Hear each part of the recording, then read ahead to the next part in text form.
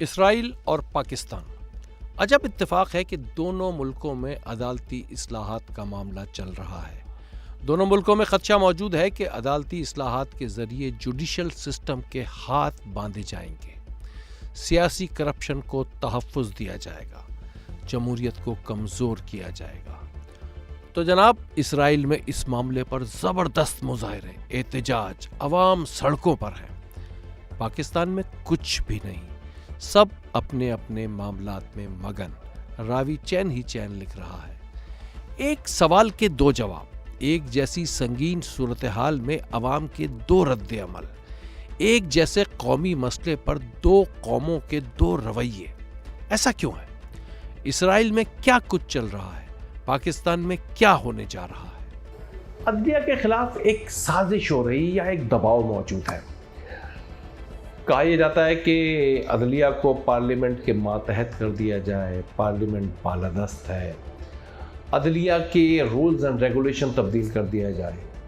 مسئلہ کہاں سے شروع ہوا؟ مسئلہ یہاں سے شروع ہوا کہ ایک کرپٹ پولیٹیشین کو برطرف کر دیا، یعنی ایک ایسا کرپٹ پولیٹیشین، ایک ایسا کرپٹ سیاستدان جو جیل میں سزا کاٹ چکا ہے، اس کو وزیر بنایا گیا۔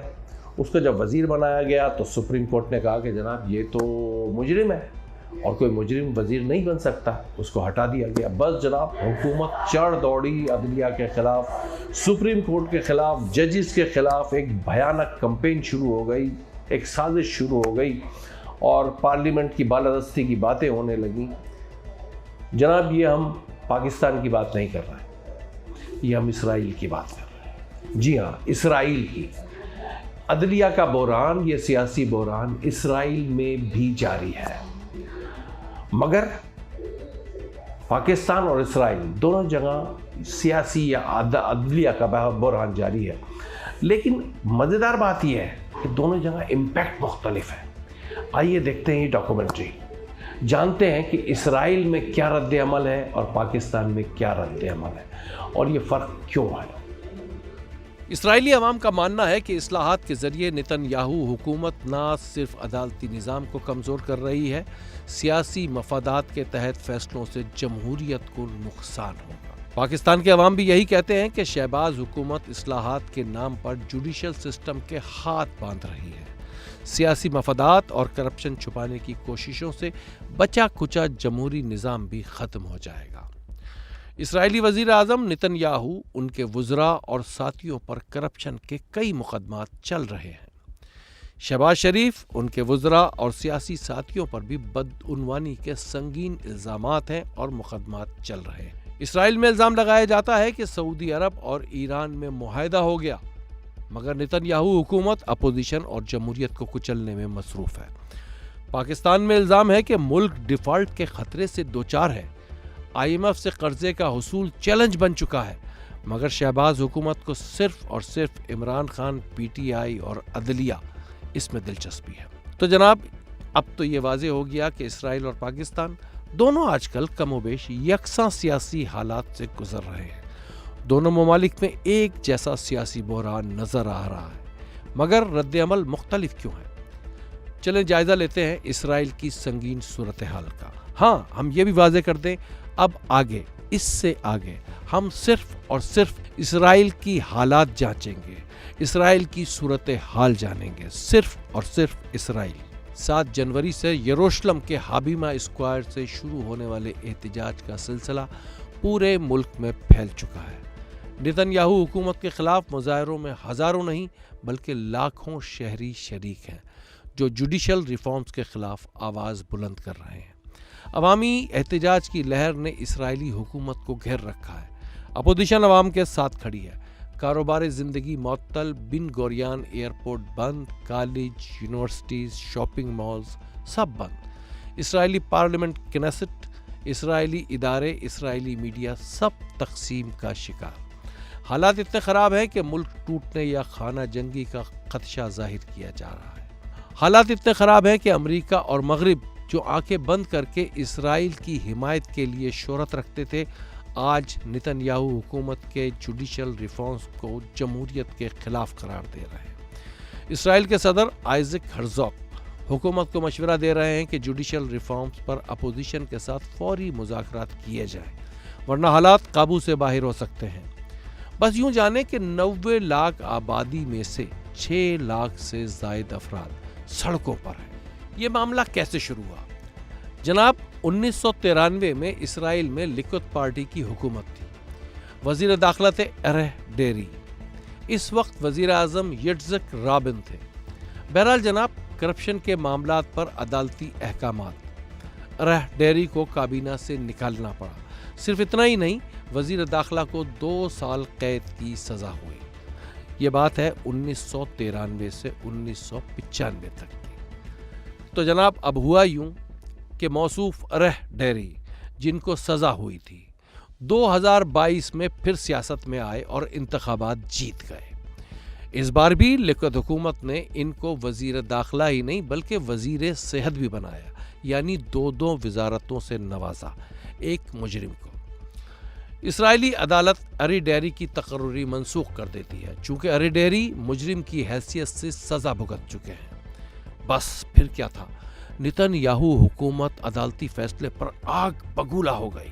فوری جوابی کارروائی اور عدالت کے پر کاٹنے کی تیاری کی گئی۔ مگر کیوں؟ وہ اس لیے جناب کہ وزیر اعظم نتن یاہو پر کرپشن کے کئی مقدمات چل رہے ہیں۔ صرف ان پر نہیں بلکہ لکوت کابینہ کے بیشتر وزراء کے خلاف بدعنوانی کے مقدمات قائم ہیں۔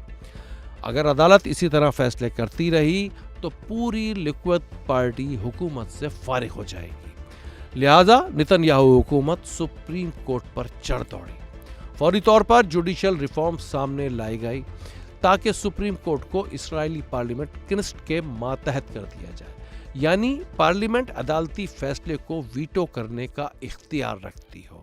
جناب یہ ہے سارا سلسلہ، یہ وہ تناظر تھا، یہ وہ بیک گراؤنڈ تھا جس میں آج کی جو جوڈیشل ریفارمز ہیں وہ لائی گئیں اسرائیل میں، اور اسرائیل میں اس معاملے پر احتجاج چل رہا ہے۔ چلیں اب آتے ہیں حال کی جانب۔ خیر جناب 26 مارچ کو وزیر اعظم نتن یاہو کے وزیر دفاع یاو گیلنٹ استعفیٰ دے دیتے ہیں۔ یروشلم میں احتجاج مزید تیز ہو جاتا ہے۔ اسرائیلی سیکیورٹی بھی عوام کے ساتھ کھڑی ہے۔ نتن یاہو وزیر اعظم ہاؤس چھوڑ کر کہیں اور رہ رہے ہیں۔ اسرائیلی ٹریڈ یونینز کی جانب سے ہڑتالیں ہو رہی ہیں، پائلٹ تک ہڑتال پر ہے۔ وزیر اعظم کو اٹلی جانے کے لیے بھی جہاز نہ مل سکا۔ دیوار گریا پر اسرائیلی گڑ گڑا کر دعائیں مانگ رہے ہیں۔ سیناگوگز میں خصوصی عبادات ہو رہی ہیں۔ یہاں ایک خاص بات قابل ذکر ہے کہ اسرائیلی فوج اس سارے معاملے سے خود کو دور رکھا ہوا ہے۔ اسرائیلی فوج سنگین حالات کی بنا پر بیرونی سرحدوں کی جانب متوجہ ہے کہ کوئی بیرونی قوت فائدہ نہ اٹھا سکے۔ سنگین اندرونی خطرات کے باوجود فوج کی جانب سے کوئی بیان، کوئی اجلاس، کوئی اظہار تشویش جیسی چیز سامنے نہیں آئی۔ شاید سیاسی بحران کے باوجود فوج میں اس کی ہمت بھی نہیں۔ بہرحال دوسری اہم اور قابل ذکر بات، اگرچہ حقیقت ہے کہ جوڈیشل ریفارمز براہ راست عدالت کو متاثر کرنے کے لیے لائے گئے، مگر اس کے باوجود سپریم کورٹ کے معزز ججز کے جانب سے کوئی بیان نہیں داغا گیا، اسرائیلی آئین کی حرمت پر کوئی بھاشن نہیں دیا گیا، کیونکہ یہ فرض ہے عوام کا، فوج یا عدالت کا نہیں۔ جمہوری ممالک میں ریاست اور آئین کے محافظ عوام ہوا کرتے ہیں، ادارے اور شخصیات نہیں۔ اسرائیل کی قسمت کا فیصلہ نتن یاہو یا لکوت پارٹی یا اپوزیشن نہیں کرے گی، بلکہ 90 لاکھ عوام کریں گے۔ جناب آپ نے دیکھی ڈاکومنٹری، رد عمل کا فرق بھی دیکھ لیا۔ اسرائیل میں سب لوگ سڑکوں پر ہیں، احتجاج ہو رہا ہے، عوام رد عمل دے رہے ہیں۔ پاکستان میں عوام کو کچھ پتہ نہیں کہ کیا ہو رہا ہے، یہ کیسی عدلیہ، کہاں کا بحران، کہاں کی سیاست، ان کو تو 2 وقت کی روٹی نہیں مل رہی۔ مگر امپورٹنٹ پوائنٹ یہ ہے کہ رد عمل زندہ قومیں دیا کرتی ہے، اور جیسا کہ ہم نے عرض کیا کہ ریاست اور آئین کی مالک اور محافظ عوام ہوتے ہیں، ادارے نہیں ہوتے، حکومتیں نہیں ہوتی، فوج نہیں ہوتی، عدلیہ نہیں ہوتی، صرف اور صرف عوام ہوتے ہیں۔ اگر ڈاکومنٹری آپ کو پسند آئی ہو تو اس کو لائک کریں، شیئر کریں۔ معصوم رضوی کو اجازت دیجیے۔ बहुत शुक्रिया। मिस्टर डॉक्यूमेंट्री चैनल को सब्सक्राइब करें और हाँ, बेल आइकन को दबाना ना भूलें ताकि नई मालूमात आप तक बर वक्त पहुँचे।